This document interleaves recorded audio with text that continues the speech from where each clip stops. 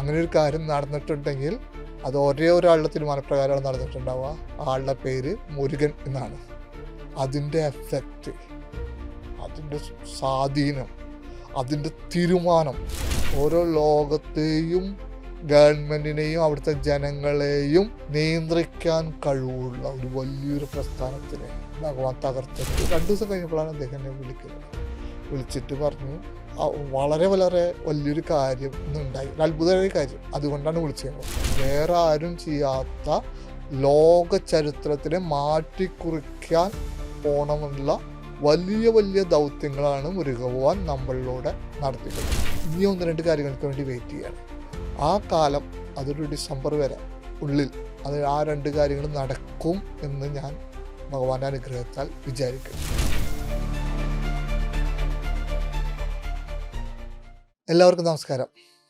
ഞാൻ കഴിഞ്ഞ ആഴ്ച ഒരു വീഡിയോ ചെയ്തിരുന്നു പഴനിമലയിലെ മയിലുകളുടെ രഹസ്യത്തെക്കുറിച്ചും പഴനിമലയിലെ ഗിരിവലത്തിൻ്റെ പ്രാധാന്യത്തെക്കുറിച്ചും. ഒരുപാട് പേര് അത് കണ്ടു, സന്തോഷം. ഇന്ന് ഞാൻ വേറൊരു വീഡിയോ ചെയ്യണം, വളരെ വളരെ പ്രധാനപ്പെട്ടൊരു വീഡിയോ, ഒരുപാട് പേർക്ക് അത്ഭുതവും സന്തോഷവും ഉണ്ടാക്കുന്ന വീഡിയോ. ഈ അടുത്ത കാലത്ത് എനിക്ക് വരുന്ന 2 മെസ്സേജുകളാണ് കൂടുതൽ. ഒന്ന് LMRKയുടെ പരിപാടി എന്നാണ്. 2 ജിയോ പൊളിറ്റിക്സിനെ കുറിച്ച് ഞാനിപ്പോൾ ഒന്നും സംസാരിക്കുന്നില്ല, എന്തെങ്കിലും അതിനെക്കുറിച്ച് പറയണമെന്ന് ഞങ്ങൾ ആഗ്രഹിക്കുന്നു എന്ന് പറയുന്ന മെസ്സേജാണ്. ആദ്യത്തെ ചോദ്യം LMRKയുടെ പരിപാടി എന്നാണ്. അത് വളരെ സന്തോഷകരമുണ്ടാക്കുന്ന ഒരു ചോദ്യമാണ്. കാരണം പല സംഘടനകളും ഒരു പരിപാടി നടത്താൻ ബുദ്ധിമുട്ടുന്നത് കാണുമ്പോൾ നമ്മുടെ LMRK മെമ്പേഴ്സ് എപ്പോഴും ഒരു പ്രോഗ്രാം ഉണ്ടാവണമെന്നും ഞങ്ങൾക്ക് അതിൽ വന്ന് ഭഗവാന് ഡ്യൂട്ടി ചെയ്യണമെന്നും അതിനുവേണ്ട സഹകരണങ്ങൾ ചെയ്യണമെന്നും ആഗ്രഹിക്കുന്നതും അതിനുവേണ്ടി കാത്തിരിക്കുന്നതും അതിനുവേണ്ടി താല്പര്യപ്പെടുന്നതും ഒരുപാട് സന്തോഷം ഉണ്ടാക്കണം. അതാണ് LMRKയുടെ ബലം, ശക്തി, മുരുകൻ്റെ അനുഗ്രഹത്താൽ കിട്ടിയ ആ ശക്തി. ഇനി എന്നാണ് പ്രോഗ്രാം എന്നുള്ളതിന് എനിക്ക് സത്യം പറഞ്ഞാൽ അറിയില്ല. അത് ഭഗവാന്റെ ഡയറക്ഷനാണ്. ഇതുവരെ എല്ലാ പ്രോഗ്രാം ചെയ്തിട്ട് ഭഗവാന്റെ ഡയറക്ഷൻ പ്രകാരമാണ്. ഇനി അടുത്ത പ്രോഗ്രാം ചെയ്യുന്നത് ഭഗവാന്റെ ഡയറക്ഷൻ പ്രകാരമാണ്. അപ്പോൾ ഭഗവാന്റെ ഡ്യൂട്ടി എന്നുള്ളതിൽ അടുത്ത പ്രോഗ്രാം എന്നാണെന്ന് എനിക്കറിയില്ല. പക്ഷേ മറ്റേ മെഡിറ്റേഷൻ പ്രോഗ്രാമുകൾ ഇപ്പോൾ നമ്മൾ ചെന്നൈയോ ദുബായ്, മലേഷ്യ അങ്ങനെ ഒരുപാട് സ്ഥലങ്ങളിലേക്കൊക്കെ വിളിക്കുന്നുണ്ട്. അത്തരം പ്രോഗ്രാമുകളൊക്കെ ഉണ്ടാവാൻ സാധ്യതയുണ്ട്. മെഡിറ്റേഷനുകളും പൂജകളും അങ്ങനത്തെ കാര്യങ്ങളൊക്കെ. ഡ്യൂട്ടി എന്നുള്ളത് ഭഗവാന്റെ തീരുമാനപ്രകാരമാണ്. അതോട് ബന്ധപ്പെട്ടാണ് 2ാമത്തെ ചോദ്യം, ജിയോ പൊളിറ്റിക്സിനെ കുറിച്ചുള്ള ചോദ്യം. എന്തുകൊണ്ട് ഞാനിപ്പോൾ സംസാരിക്കുന്നില്ല. മെയ് 1-ാം തീയതി മഹാഗ്നിയാഗം സിക്കിമിൽ വെച്ച് നമ്മൾ നടത്തി. പിന്നെ ഭഗവാന്റെ ഡയറക്ഷൻ പ്രകാരം ഞാൻ കാത്തിരിക്കുകയാണ് 1-2 കാര്യങ്ങൾക്ക് വേണ്ടിയിട്ട്. ഒരു കാര്യം ഈ അടുത്ത കാലത്ത് നടന്നു, ഇനി 1-2 കാര്യങ്ങൾക്ക് വേണ്ടി വെയിറ്റ് ചെയ്യണം. ആ കാലം അതൊരു ഡിസംബർ വരെ ഉള്ളിൽ അത് ആ 2 കാര്യങ്ങൾ നടക്കും എന്ന് ഞാൻ ഭഗവാന്റെ അനുഗ്രഹത്താൽ വിചാരിക്കുന്നു. ആ ഒരു 2 കാര്യങ്ങൾ നടന്നു കഴിഞ്ഞാൽ തീർച്ചയായും ഞാൻ അതിനെക്കുറിച്ച് നിങ്ങളോട് സംസാരിക്കുന്നതാണ്. ഉറപ്പായിട്ടും അപ്പോൾ അതിൻ്റെ ഡ്യൂട്ടികളിലേക്ക് നമ്മൾ കടക്കുകയും ചെയ്യും. ഇനി പറയാവുന്ന പ്രധാനപ്പെട്ട ഒരു കാര്യം, അതും ജിയോ പൊളിറ്റിക്സിനെ കുറിച്ച് തന്നെയാണ്. പക്ഷെ അത് നടന്നൊരു അത്ഭുതകരമായ കാര്യമാണ്.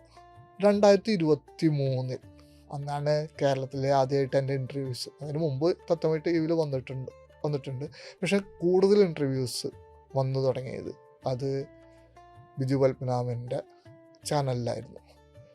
അപ്പോൾ ആ സമയം 2023 ആഗസ്റ്റ് 15-ാം തീയതി, 3 കൊല്ലം കഴിഞ്ഞു.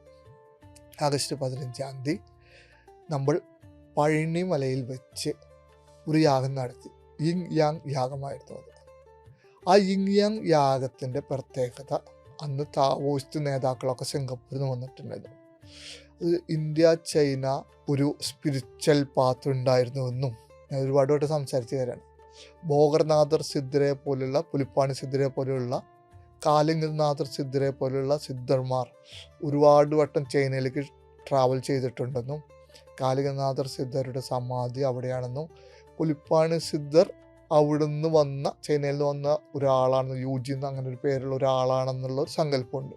ഒപ്പം ഭോഗർനാഥർ സിദ്ധർ ചൈനയിൽ പലവട്ടം പോവുകയും അവിടെ നിന്നുള്ള കെമിക്കലൊക്കെ കൊണ്ടുവന്നിട്ട് നവപാഷാണ വിഗ്രഹത്തിലെ ചില കൂട്ടുകൾ എന്നും, ഒരിക്കൽ ഭോഗർനാഥർ സിദ്ധർ അവിടെ ജന്മം എടുത്ത് ലാവോസുമായി താവോ മതം സ്ഥാപിച്ചു എന്നൊക്കെ ഞാൻ പറഞ്ഞിട്ടുണ്ടായിരുന്നു.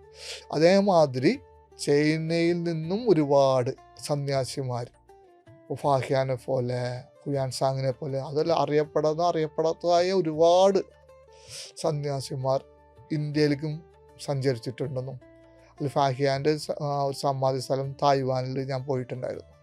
ഒരുപാട് പേർ ഇന്ത്യയിലേക്ക് സഞ്ചരിച്ചിട്ടുണ്ട്. ഒരിക്കൽ ഇന്ത്യയും ചൈനയും തമ്മിൽ ആത്മീയമായ കൊടുക്കൽ വാങ്ങലുണ്ടായിരുന്നുവെന്നും ആ ഒരു സാംസ്കാരികമായും ആത്മീയമായൊരു ബന്ധമുണ്ടായിരുന്നെന്നും ആ ബന്ധം വീണ്ടും തിരിച്ചു വരുന്നതിന് വേണ്ടിയിട്ടാണ് നമ്മൾ ഈ യാഗം നടത്തുന്നതെന്നും, ഇന്ത്യ, റഷ്യ, ചൈന ഒരു കൂട്ടുകെട്ട് വരണമെന്നൊക്കെ പറഞ്ഞിട്ടാണ് ആ യാഗം നടത്തിയത്.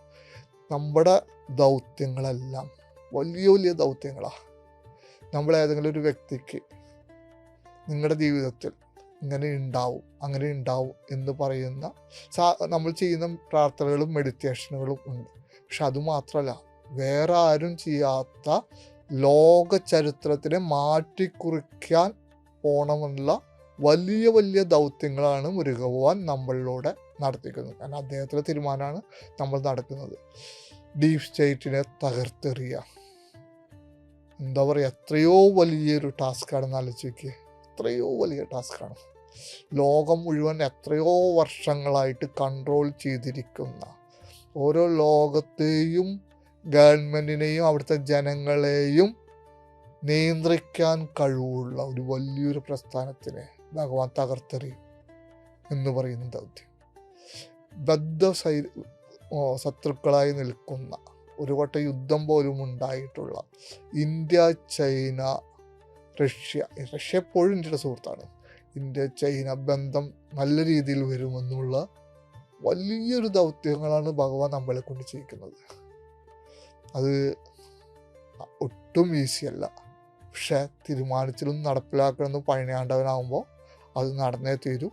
അത് നമ്മളെ ജീവിതത്തിൽ കാണുകയും ചെയ്യും. ഞാൻ നേരത്തെ പറഞ്ഞ 1-2 കാര്യങ്ങൾക്കുള്ള വെയിറ്റിംഗ് ഇതായിട്ട് ബന്ധപ്പെട്ടതാണ്. കാത്തിരിക്കുകയാണ്. കാത്തിരുന്നതിന് ശേഷം സംസാരിക്കും. ഇനി ഞാൻ പറയാൻ പോകുന്ന കാര്യം, അപ്പോൾ നമ്മൾ ആ യാഗമൊക്കെ കഴിഞ്ഞു. പല ലോക ചരിത്രത്തിലുണ്ടായ വ്യത്യാസങ്ങളൊക്കെ നമ്മൾ കണ്ടു തുടങ്ങി. അതങ്ങനെ പോണു. നമ്മൾ നമ്മുടെ ദൗത്യങ്ങളായിട്ട് ഭഗവാന്റെ ഡയറക്ഷനിൽ നമ്മൾ സഞ്ചരിക്കുന്നു. ഈ അടുത്ത കാലത്തൊരു സംഭവം ഉണ്ടായി. എനിക്ക് മാതാ അമൃതാനന്ദി മഠത്തിൽ നിന്ന് ഒരു സ്വാമി, ആ മഠമായിട്ട് ബന്ധപ്പെട്ട ഒരു സ്വാമി എന്നെ വിളിക്കുകയുണ്ടായി. ഈ സമയത്ത് ഒരു കാര്യം, സന്തോഷകര ഒരു കാര്യം പറയണം. ഞാൻ ഒരിക്കൽ അവിടുത്തെ ക്ഷണപ്രകാരം കുറച്ച് നാൾ മുമ്പ് മഠത്തിലേക്ക് ചെന്നിരുന്നു. അന്ന് അമ്മയെ കാണാനും സംസാരിക്കാനും എനിക്ക് ഒരുപാട് ഭാഗ്യം കിട്ടി. ഭയങ്കര രസമായിട്ടുള്ളായിരുന്നു അന്ന്. ഞാൻ ചെന്ന് അവിടെ ചെല്ലുമ്പോൾ എനിക്ക് അത്ഭുതപ്പെടുത്തുന്നത്, അവിടെ ഒരുപാട് സന്യാസിമാർക്ക് എന്നെ അറിയാം. അവർക്ക് എന്നോട് ഒരുപാട് സ്നേഹവുമാണ്.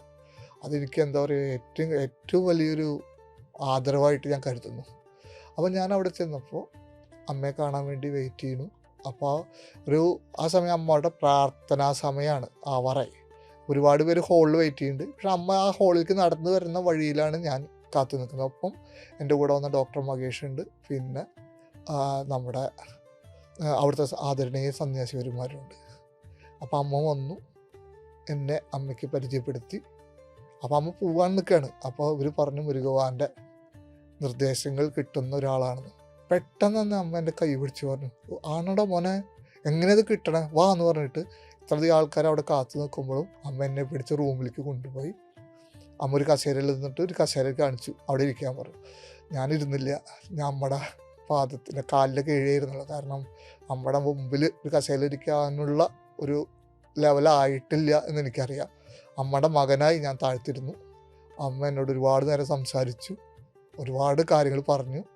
ഒരുപാട് സന്തോഷം തോന്നിയ നിമിഷങ്ങളാണ്. അങ്ങനെ അമ്മ എന്നെ എന്താ പറയുക, എല്ലാവിധ ആശംസകളും പറഞ്ഞ് തലയിൽ കൈവച്ച് അനുഗ്രഹിച്ചിട്ടാണ് ആ പ്രോഗ്രാമിന് പോയത്.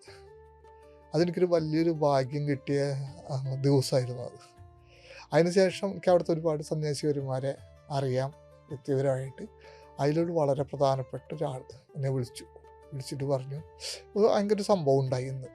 അപ്പോൾ അതിന് കുറച്ച് ദിവസം മുമ്പ് ഞാൻ അദ്ദേഹമായിട്ട് സ്വാമിയോട് സംസാരിക്കുമ്പോൾ ഞാൻ ഈ ഇന്ത്യ, ചൈന, റഷ്യ അങ്ങനെ കണക്ഷനെ കുറിച്ചൊക്കെ അങ്ങനെ സംസാരിക്കുകയൊക്കെ ചെയ്തു. ആ സംസാരിച്ചതിന് പിറ്റേ 2 ദിവസം കഴിഞ്ഞപ്പോഴാണ് അദ്ദേഹം എന്നെ വിളിക്കുന്നത്. വിളിച്ചിട്ട് പറഞ്ഞു, വളരെ വളരെ വലിയൊരു കാര്യം ഇന്നുണ്ടായി, ഒരു അത്ഭുതമായ കാര്യം. അതുകൊണ്ടാണ് വിളിച്ചത് ഞങ്ങൾ. അതെന്താണെന്ന് വെച്ചാൽ ഒരു ഗ്രൂപ്പ് ചൈനയിൽ നിന്ന് ഡൽഹിയിലേക്ക്, ഇതൊക്കെ നടക്കുന്നത് ഒരു 1-2 മാസത്തിനുള്ളിലാട്ടാ, 2 മാസത്തിനുള്ളിലാണ് ചൈനയിൽ നിന്ന് വന്നിട്ടുണ്ട്. അവർ ഡൽഹിയിലുള്ള ഒരു ഉയർന്ന ആളായിട്ട് സംസാരിക്കുമ്പോൾ അതിലത്തെ ഒരാൾ, അതിലെ മെയിൻ ഒരു ലേഡി, ആ സംഘത്തിലെ ഏറ്റവും പ്രധാനപ്പെട്ട ലേഡി ചൈനീസ് പ്രസിഡന്റിൻ്റെ ബന്ധുവാണ്. അവർ ഇന്ത്യയിൽ എന്തോ ഒരു സാംസ്കാരിക പരിപാടി ഇന്ത്യ ഗവൺമെൻറ്റായിട്ട് ബന്ധപ്പെട്ട ചില കാര്യങ്ങൾക്കാണ് വന്നിരിക്കുന്നത്. ഇടയ്ക്കിടയ്ക്ക് ഒരു ഗ്രൂപ്പുകൾ ഇപ്പോൾ ഇന്ത്യയിൽ നിന്ന് അങ്ങോട്ട് പോകും, അവിടെ തിരിച്ചൊക്കെ വരുമല്ലോ. സാംസ്കാരികമാവാം, മറ്റു പല കാര്യങ്ങളും ഉണ്ടാവുമല്ലോ ഗവൺമെൻറ്റുകൾ തമ്മിൽ, ഇത്തരം കാര്യങ്ങളൊക്കെ നടക്കുന്നുണ്ടാവും. ഇന്ത്യയിൽ നിന്ന് അത്ര ഗ്രൂപ്പുകളൊക്കെ പല രാജ്യങ്ങൾക്ക് പോകുന്നുണ്ടാവും. അപ്പോൾ അവരൊന്ന് സംസാരിക്കുമ്പോൾ ആ ലേഡി, അതിലെ ഏറ്റവും മെയിൻ ലേഡി, അവർ ചൈനീസ് പ്രസിഡന്റ് ബന്ധുവാണ്. അവർ മുരുക ഭഗവാന്റെ ഭക്തയാണ്, സ്കന്ദ ഭക്തയാണ്. അവർ സ്കന്ദ എന്നാണ് വിളിക്കുന്നത്. ചൈനീസ് മുരുകൻ്റെ പേര് വോ ടോ പുസോ, അങ്ങനെയാണ് പേര് പറയുന്നത്, വോ ടോ പുസോ. ഏകദേശം പ്രൊനൗൺസിയേഷൻ ചെറിയ വ്യത്യാസങ്ങളൊക്കെ ഉണ്ടാവാം, നല്ല ഏകദേശം അതാണ് പറയുന്നത്. പുസോ എന്നൊക്കെ പറഞ്ഞാൽ നമ്മുടെ പൂയെന്നൊക്കെ ആവും അർത്ഥം, അറിയില്ല. അപ്പോൾ ആ വിഗ്രഹത്തിൽ, ഞാൻ ആ വിഗ്രഹം നോക്കി, അതിൻ്റെ തലയിൽ ഒരു ഹെഡിലൊരു മയിലുണ്ട് ആ വിഗ്രഹത്തിന്. ചിലയിൽ മയിലിൻ്റെ ഒപ്പം നിൽക്കുന്ന ഫോട്ടോ ഉണ്ട്, രണ്ടും കാണാൻ പറ്റും നമുക്ക് ആ ഫോട്ടോ. അപ്പോൾ അവർ മുരുക ഭക്തയാണ്.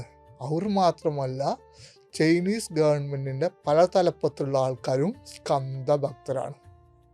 അതൊരു വല്ലാത്തൊരു വാർത്തയാണ് എനിക്ക്. കാരണം ചൈന ഒരു കമ്മ്യൂണിസ്റ്റ് രാജ്യമാണ്.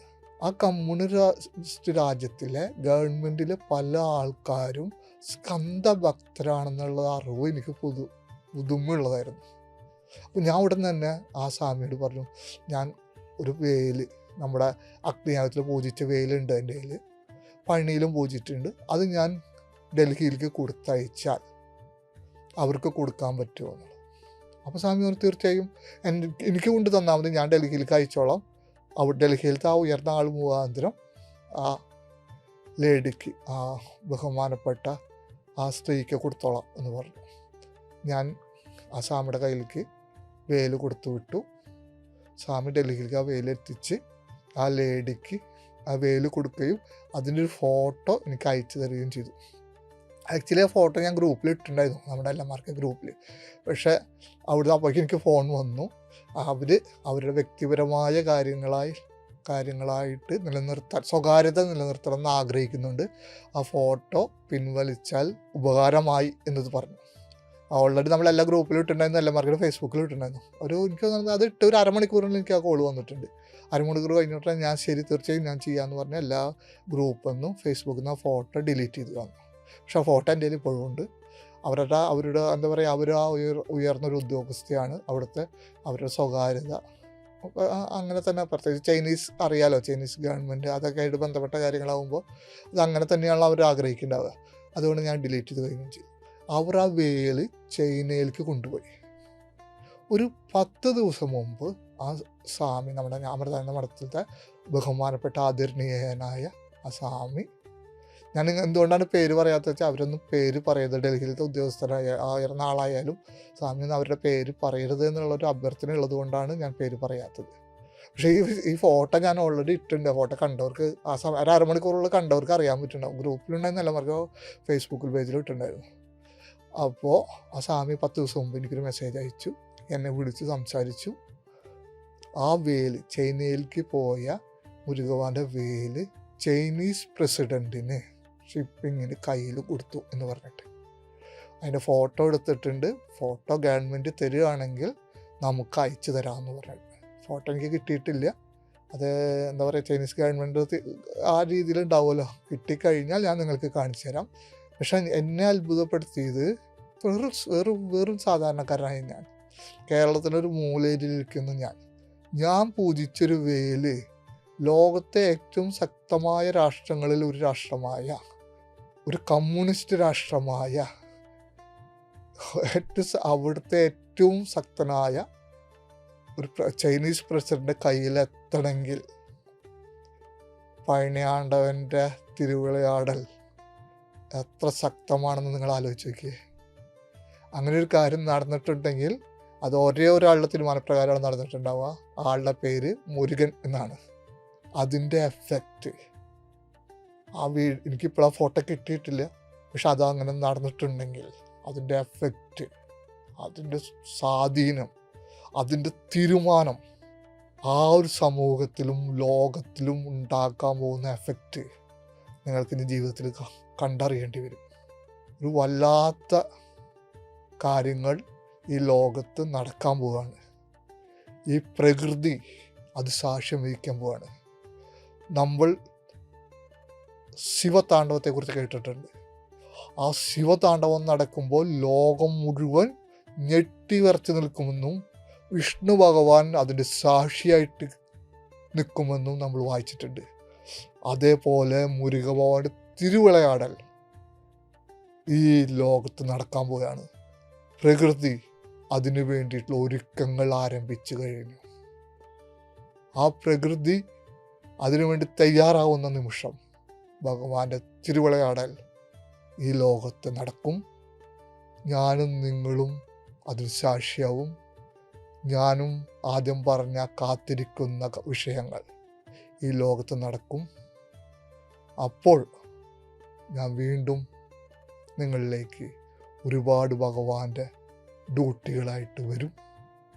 നമ്മൾ ഒരുമിച്ച് നമ്മുടെ രാജ്യത്തിനു വേണ്ടി, നമ്മുടെ ഭാരതത്തിനു വേണ്ടി ഏറ്റവും സത്യസന്ധമായി പ്രവർത്തിക്കും.